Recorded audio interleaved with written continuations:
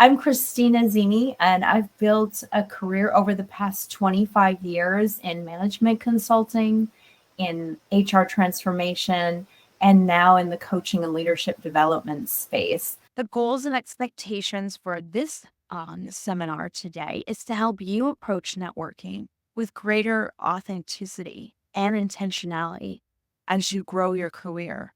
So this is a workshop of active participation. So here are the topics we're going to talk about. We're going to talk a little bit more about authentic networking. What does that mean? How is it different from just regular old networking? We're going to talk a little bit more concretely about networking techniques. And then lastly, I'm going to talk to you more specifically about an elevator pitch and a networking strategy and plan, and how those two tools can really help you up your game and network with greater intentionality. So what's authentic networking? What does it even mean to show up authentically? We hear that word thrown around quite a bit these days. So we're going to define what authentic means in just a moment. How does networking help my career development? We often think about networking when we're looking for a job, but networking is so much bigger than that. It really is quite critical to your overall career success. But why? Why does it feel so hard? And it really does for people all over the world when we talk about networking. And how do I tackle these feelings of imposter syndrome that come up when I'm networking?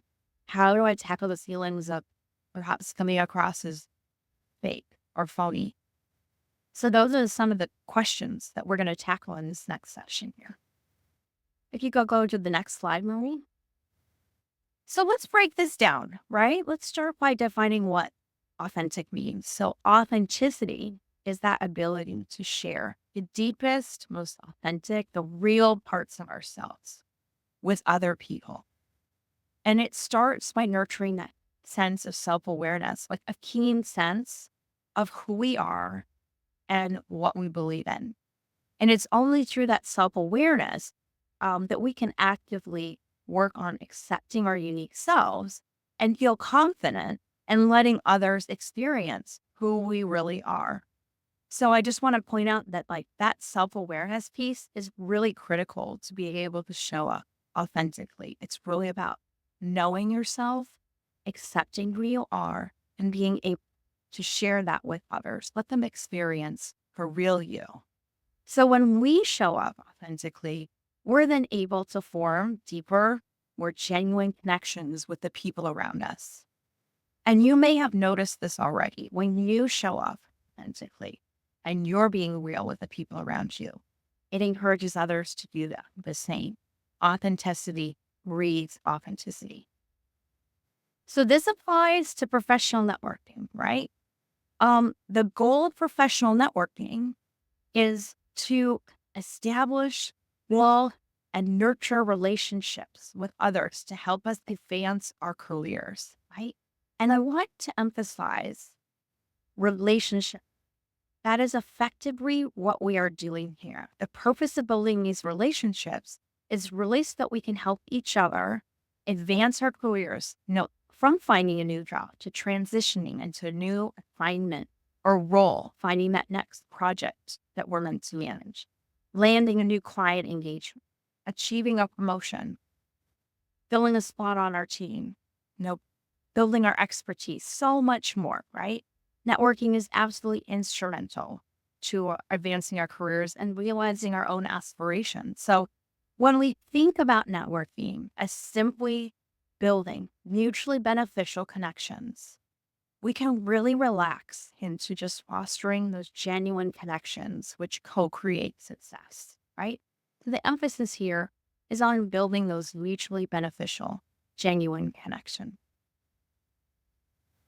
Networking, of course, it might differ by culture. And so I just want to point that out because, of course, here in the States, we network in a certain way that I think for a lot of people in other parts of the world feels very superficial. It feels very fake and phony. So I just want to call that out, right? I'm not here to, to push any sort of cultural expectations on networking with you. That said, of course, we live in a global society, right, where we often network cross-culturally. So we need to always keep that in mind, right? Of showing up authentically for what that means for us as an individual within the context of, our family, our community, culture, right? Our society, and what that means for us as global citizens. So I just wanted to point that out before we move on. And I am aware of the cultural implications associated with what being authentic and networking. Yeah, but when I explain networking just as building genuine connections, it sounds really simple, doesn't it? But why? Why does it feel so hard? Why do we avoid networking events? Why do we shy away from those conversations? Why do we freeze in the moment and suddenly become unable to speak or articulate ourselves in even a subject that we're very familiar with? So this word cloud just captures, some of the challenges that we experience when networking. Imposter syndrome can be a big one. So I wanted to just call that out because imposter syndrome is something that a lot of women and people of color often experience in professional networking situations. And you might ask, what is imposter syndrome if you're not familiar with it? It's actually when high achieving individuals, we all are here, are unable to internalize our accomplishments. And we worry that people might see us, as a fraud or as not good enough, right? Or not suitable enough, right? We really undervalue and undermine our own worth. And while we're often top performers and even leaders in our fields, we still feel a bit less than when compared to our peers. And we're grappling with those fears of failure, perfectionism, and oftentimes those sort of deep-seated, insecurities, if you will, they can really influence how we're showing up in networking situations. And of course, across the rest of our career. So when we're in a networking situation and we notice the imposter syndrome is coming up, it might feel difficult to confidently present ourselves and our accomplishments. We might be telling ourselves, hey, I just don't really belong here. What am I doing in this space with all these other people who are clearly leaders in their fields? We question our value, we downplay our achievements. And again, here's where culture can play a role, right? Because in most cultures, not all, but most, women are often taught to be more demure, right? And to be very humble and not really talk about our accomplishments, not to brag, as we might say, or to boast about what we've achieved. And so, while of course, no one wants to come across in a negative way, we do ourselves a disservice by not being able to just really articulate our achievement and the value that we can bring. So this is where we need to reassure ourselves, right? In these moments, that other people are seeing our value and potential, even when we're struggling to see it in ourselves.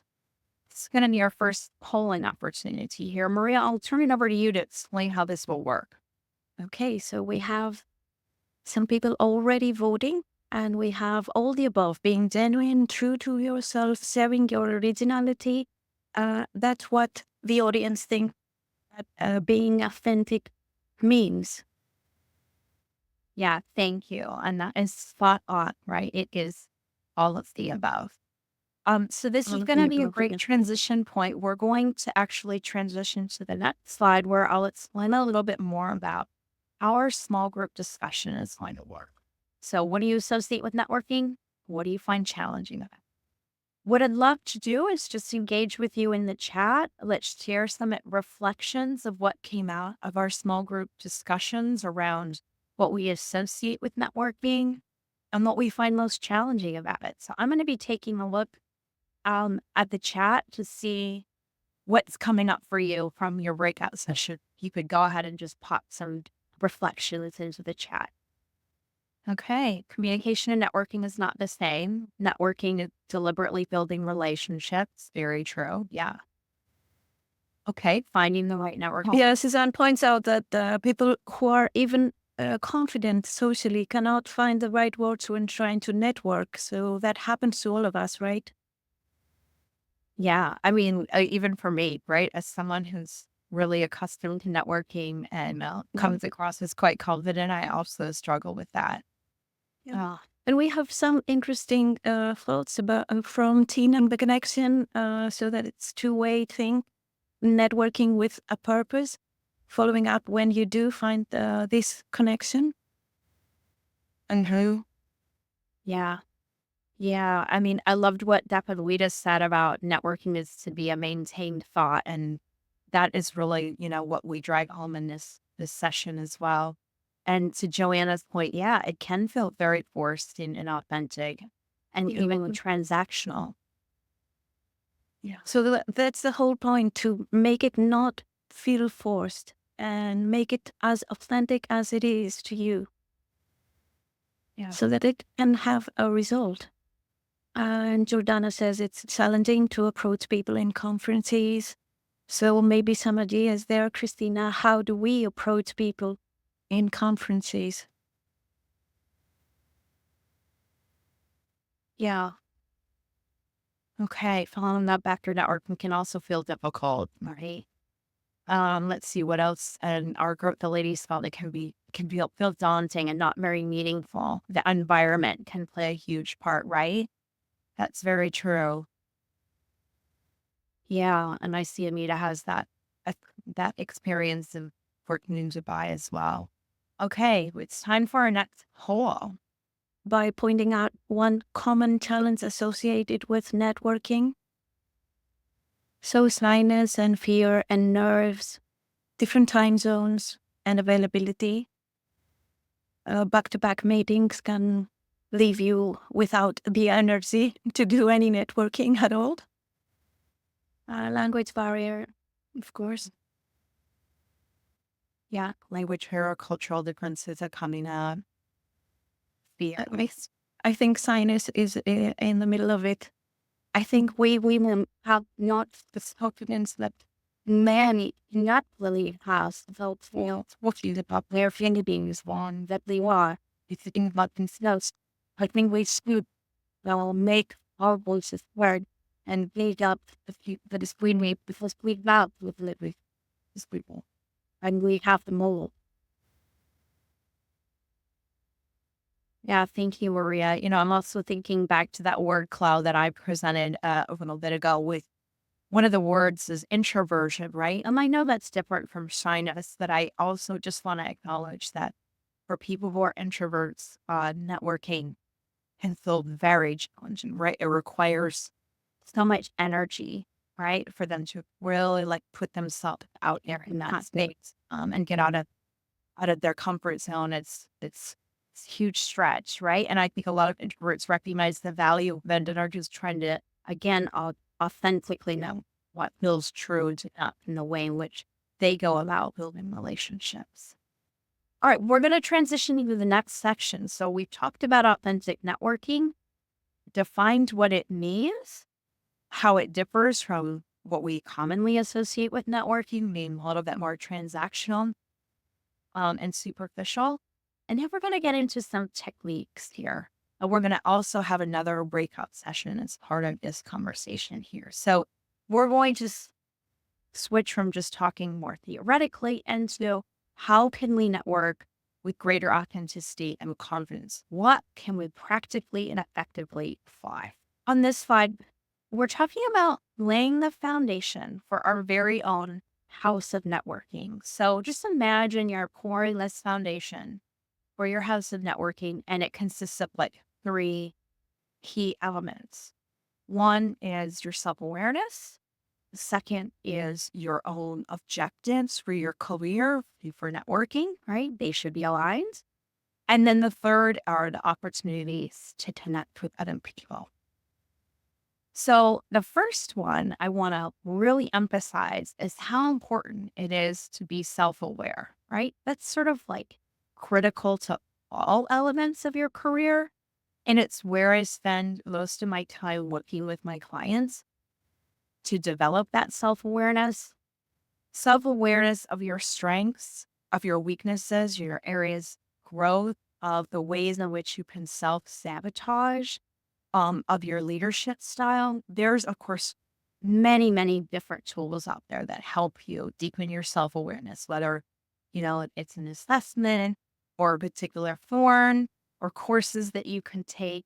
There's a lot of ways that you can really continuously deepen your own self-awareness.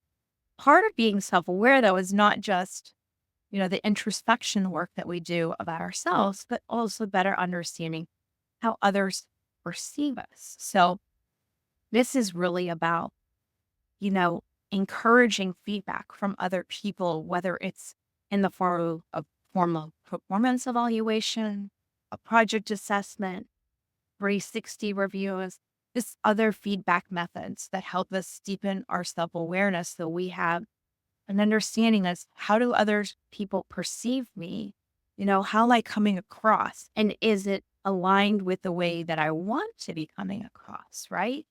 Um, One adage that I really think that stands out to me is that people won't necessarily remember what you say, the words that you use. What they will remember is how you made them feel, right? And so that's a critical part of just understanding, how do people feel when they're about you? Like, what's this sort of lasting impression that you're making on even a more cellular level? Another key element of deepening self awareness is just around being very clear about what your personal brand is, what you stand for, what makes you unique.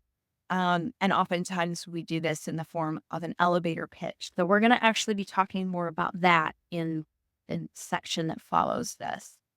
Similarly, after we've deepened that self-awareness, is to be able to really clarify our career goals and our networking objectives, which is the ways in which we want to achieve our career goals through networking. So it's about being very clear about where do we want to be, a year from now, 5 years from now, 10 to 20 years from now. What will be the pinnacle of your career? And you may not know the answers to all of these things, right? It may not be something that you're precisely, moving towards. But you can have general sort of ideas and themes about how you'd ideally like your career to sort of unfold, the experiences that you'd like to have, people you like to surround yourself in, meaningful work that you'd like to do. And those networking objectives should be in direct support of those career goals. This is where a networking strategy and action plan can come into play. So again, we're going to be talking about that more in detail in the next section. Identifying opportunities. So some of you mentioned this in the chat just a few minutes ago about how important it is to be aware of what are those opportunities for you to network. If you're looking at your career goals and your networking objectives, how do you find the people that you need to meet with, right? Sometimes it might be really obvious. Other times, perhaps not. So this is where I call the supporting actors. Who do you need to approach, involve, engage in support of your objectives, right? Where and how are you going to connect with these people? What are those opportunities that you can use to expand, your networking? And of course, forums like this are great ways to expand your network. And I know many of you are on LinkedIn. I'm seeing a lot of the LinkedIn profiles coming through, which is, of course, the way in which we professionally network. It can be the most common platform that we're all using as well. How do we network, though, with greater ease? Because that's really what we're aiming for, is to kind of do away with some of the ickiness, discomfort with networking. And a lot of it, of course, starts with ourselves, right? And how we prepare ourselves for the situations that we're going into. Now, you may notice in your conversations, what typically comes to mind when we think about networking is like a big event. For whatever reason, like that is the image that comes up as being in a big event. And of course, all the feelings that we associate with being in a big event. Some people thrive, some people hate it. Some people are on the spectrum in between. But of course, networking is a lot more than networking is those simple conversations that you have, whether it's in a virtual meeting, or in person, right? In line at the coffee shop. It's the conversation that you might have with someone who works in your space that you don't know very well. So There's so many different examples of like really where networking happened. Because remember, it's really just about making genuine connection. It's about building relationships fundamentally. What's at the core of networking. So when you know, like intentionally that you're going into a space where networking is going to be important, this is a place where you first start by preparing yourself, reflecting on how do you want to approach these new connections. I have a lot of resources and I can happy to share after the session. It just help with like, basic questions you can sort of have at the back of your mind that help open up a conversation, right? So preparing yourself of like, okay, so what are some of the questions that I might want to start with when I'm meeting with someone new? What are the ways in which I want to go about describing myself and, the reasons why I'm networking, the stage in my career I'm at, the project that I'm managing now, the resources that I might need, right? Think about how it is you want to come across, right? What's that feeling that you want to leave people with? So that's sort of step one before you're even in the situation. When you're in the situation, building rapport is about mirroring body language, the voice, the word choice of the people around you. So, and again, this is very cultural, right? And since we're often times networking cross culture, the way in which you can build rapport is simply mirroring what you're seeing in the person across from you. Um, Asking questions, as I said, having a few of them prepared that just get the conversation going. But once the conversation is going, applying those active listening skills, right? That's critical here too. It's just really listening in what the person is saying, right? And picking up on that, asking some good follow-up questions, just genuinely showing that you have like, full attention. Looking for common ground. I think Laura pointed that out in the chat where we are oftentimes looking for ways in which we can, create rapport by finding things that we have in common, connection points, other people we know, perhaps struggles that we're having with our projects, resources we're looking for, common passions and interests, right? It doesn't have to be necessarily all work related. Can also be a point for practicing empathy. And the one thing that I always like to keep in mind, and that I tell everyone around me, is that when we're in these networking situations, whether it's a large event or a smaller event or a small, simple conversation, is that everyone else is also feeling nervous, a little bit anxious, a little bit self-conscious, right? It's just, I think, a natural reaction to those kind of spaces. So just remember that we're all kind of experiencing a bit of the same emotions and the same discomfort that's coming up in those kind of situations. All right. So we talked about building rapport, and that's again coming back to really like the self-awareness, the preparation that you're doing within yourself, getting yourself in the right mindset, and so forth, and how you're interacting with other people. Now, networking with ease is also about keeping yourself visible. So speaking up in meetings, a great tip that I recently heard at a women's leadership conference was from a tech exec who said that she really challenged herself to speak within the first 10 minutes of a meeting. That if she did that, that actually helped to get herself, engaged in the meeting, right? Kind of was like a challenge to herself. What can I contribute within the first 10 minutes? So speak up in meetings, right? Volunteer for events or employee resource groups for special projects, right? I know all of you are very talented in your field, and I'm sure are doing some of that. These are just great ways that you can sort of keep yourself visible to other people. Share your knowledge generously, whether it's internal within your organization or externally. Obviously, a great forum for that. And then post regularly on LinkedIn. And oftentimes people only use LinkedIn when they're actively searching for a job. And I personally feel like LinkedIn is now just a forum where if you are really serious about, advancing your career and you're someone with just quite a bit of desire to develop yourself and to, build your career and move ahead, to make a big impact, that is really a great space for you to raise your visibility, right? And post on a regular basis. Again, this can just be sharing your knowledge or something that's of interest to you. And then lastly, which I think is very critical to this, is the importance of forming those lasting relationships. So oftentimes we'll exchange contact details and then we all say, oh, I don't know if I should follow up with that person. I don't want to waste his or her time. But it's really simple to just follow up and express appreciation, recap the conversation or next steps, or just say that you'd love to stay in touch, add them, to your LinkedIn, and then actually do stay in touch periodically. If there's someone you felt a lot of synergy with, just even a simple, hey, I read this article and it reminded me of you. I thought you'd enjoy reading it. That's a great way, right? To just stay in touch with someone. Again, you're trying to develop a meaningful, lasting relationship that is genuine and that's mutually beneficial. So when you better understand what that person's objectives are, right, you can also be in service to them. It's not just a one-way street. It's really a two-way street.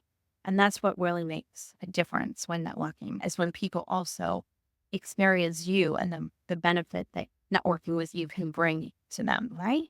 So what helps us stay positive, when we're going about networking? Because mindset here is critical, right? It all is really starting right here in our minds. It's how we perceive networking and how we go about it, right? Is again visualizing what we want to create in the moment, right? Whether it's an event or conversation we have, a meeting we're going to, an industry conference or seminar, right? Just thinking about what is it that I want to create? How do I want to show up? Taking a few deep breaths, connecting to our senses, like just really being present with ourselves. And it's okay to name and label what we're experiencing, right? And just acknowledge, yes, that this is what's showing up for me, these nerves or these fears or these insecurities. And I can acknowledge that and I can still move forward. And then just stay in the moment. Focus on that person or the group of people that you're interacting with. Just really try to stay present because that will help you stay grounded, right? And stay actively listening, right? And when you're actively listening, it comes more naturally to follow up with a question or to share a reflection or to make that connection point. So stay curious, right? Put yourself in someone else's shoes and realizing they're likely experiencing some of the same nerves that you are. Great insights here. I think we have answered most of our audience's challenges, Christina. And I am so happy to see everyone connecting and networking already. So taking up your advice already. What is a great way to stay relaxed when networking? Take some deep breaths beforehand. Tune into your senses, especially sight, sound, and touch. So make it a holistic experience. Focus on making genuine connections, or all of the above. That's always a winner, right, Christina? Yeah, it's a winner. I made it really deep for all of you. Right. All right, Maria, we're going to move on for the sake of time because now it's actually time to transition into our second small group discussion. So we're going to do the same. We're going to break out into group. The two questions are these. What are some ways in which you can apply these techniques as you network? And what's something you'd like to try? So just based on what we've just discussed, what are some techniques that you'd like to try as you network? Well, welcome back. I hope you had a fruitful conversation in your small groups. If you don't mind sharing a few thoughts in the chat, I'd love to hear what you have learned so far about the networking techniques and a networking technique that you'd like to try. Yeah, okay. Suzanne says deep breaths. Telling myself I'm knowledgeable and know what I'm talking about. Right? With deep breaths could be so helpful, just very grounding. Anyone else want to share what techniques they'd like to try that might help them network with greater ease, being more authentic, creating rapport, forming lasting relationships, staying in the moment, prepare and okay. Yeah, for me, being prepared helps me a lot. Yeah.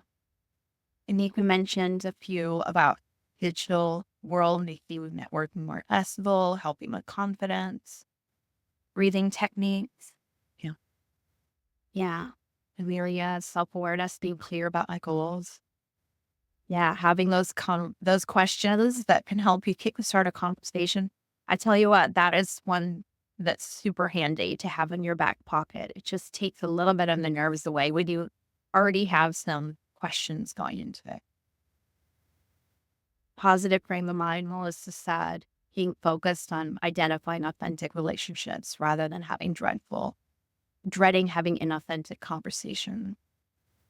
Yeah, taking more time to prepare. Great. Okay. Attention to detail from the mirroring technique. Yeah. All right. Wonderful. Thank you so much for taking time to share. I'm going to have Maria transition to very next slide, which is We are talking about increasing visibility here, and we ask from you to give us some examples of how increasing visibility would be. Attending every event, even at the cost of your own well-being, agreeing to every request without putting on some boundaries, volunteering for high visibility projects aligned with your goals, and or proactively sharing your accomplishments with your network. I believe we have made this type of question multiple answers, so you can put in you can answer both two of yeah, your best preferences, let's say. great. Thank you, Maria. And indeed, right, increasing visibility. You don't want to do things that are at the expense of like our well-being or our boundaries. So it's important to be very intentional, right, and conscientious about what we're choosing. So we're going to talk more specifically about the importance of having an elevator pitch and a networking strategy and plans, because these are the components that really help you network with greater clarity and intention. Next slide, please. There we go. So what is an elevator pitch? Just in case you're not familiar with this term, this is a 30 to 60-second speech. It's really just designed to make a lasting and positive first impression. Now, you might be thinking, well, I don't want to meet someone and just give them a speech, right? This is not a canned speech. This is really just a very short, succinct way of being able to capture key elements of your capabilities, your accomplishments, your goals, and gives us people a sense of like who you are, what makes you uniquely valuable. It is unlikely that you will just say what your elevator pitch is like, verbatim, right? It's not going to come across as a canned speech. What's important is that you have way to quickly present yourself in an authentic and articulate manner versus fumbling around trying to figure out what it is you're going to say about yourself. So it's really about your messaging.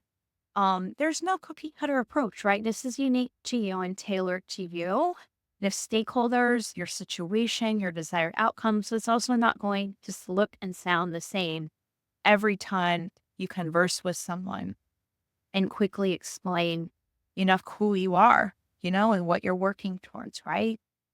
And it's important that you let your inner wisdom guide you and be aware of how that inner critic might be showing up and trying to undermine your efforts to create just a compelling pitch about yourself. So have a think about these three questions. What is it that you want others to know about you?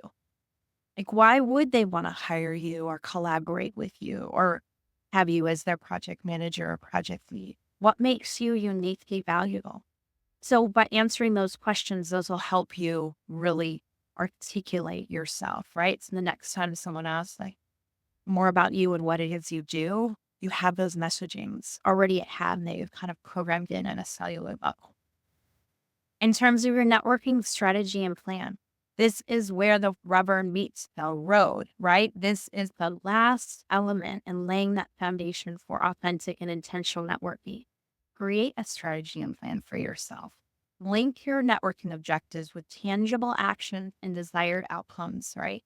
The networking plan should identify those supporting actors that we talked about a while back. Those are the people that you want to involve based on whatever your objectives are and desired outcomes. adding in some kind of, completion date, timeline that'll help you stay accountable, right? And there are, of course, a lot of tools out there that you could use to help you with your networking strategy plan. This should be a living document that you continuously kind of update and refine, right, as your career goes. But it's there to help you stay really intentional and on track in support of your career objectives. Next slide, please, Maria. Thanks again to Christina Zini for this great presentation on authentic networking. And thanks to Maria for being our facilitator today. See you next time on the Women in Projects Network.